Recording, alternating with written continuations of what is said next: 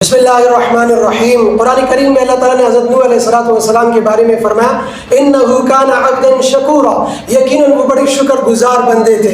ان کی خصوصیت یہ تھی کہ ہر وقت ہر حال میں اللہ تعالیٰ کا شکر ادا کیا کرتے تھے۔ اللہم لک الحمد کلہ ولک الشکر کلہ الحمدللہ الحمدللہ علی کل حال۔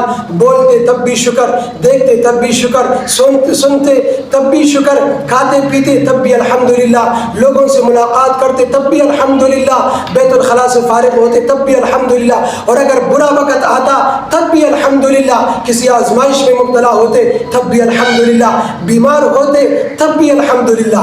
حقیقت میں شکر ادا کرنا بہت بڑی عبادت ہے اور بڑی آسان عبادت ہے۔ زبان سے بس ایک لفظ ادا کرنا ہے الحمدللہ، کوئی محنت و مشقت نہیں، کوئی پیسے خرچ نہیں کرنے، بس ایک بولنا ہے الحمدللہ۔ بلکہ اس سے بھی آسان علماء نے لکھا ہے کہ کوئی لفظ زبان سے ادا نہ کرے بلکہ دل ہی دل میں اللہ کی نعمتوں کا استحضار رہے، دل ہی دل میں اللہ تعالیٰ کی نعمتوں کا احساس کرے کہ میں کتنی اللہ تعالیٰ کی نعمتوں سے فائدہ اٹھا رہا ہوں، تو اس کو بھی اللہ تعالیٰ شکر میں شمار کریں گے۔ تو ہر وقت ہر حال میں اللہ تعالیٰ کا شکر ادا کریں۔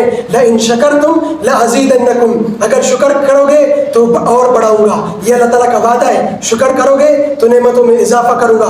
ہمیں اللہ تعالیٰ نے ایمان کی دولت سے نوازا تو اس پر بھی شکر ادا کریں تاکہ ایمان میں اضافہ ہو، ہماری ایمان پختہ ہو، ہمیں کسی نیکی کی توفیق ملے تو اس پر بھی اللہ تعالیٰ کا شکر ادا کریں تاکہ مزید اعمال کی توفیق ملے۔ اور اگر کوئی برا وقت آئے، کوئی برا حال ہو تو اس کو برا نہ سمجھے، اس کو مصیبت نہ سمجھے، اس کو پریشانی نہ سمجھے، بلکہ اس کو نعمت سمجھے۔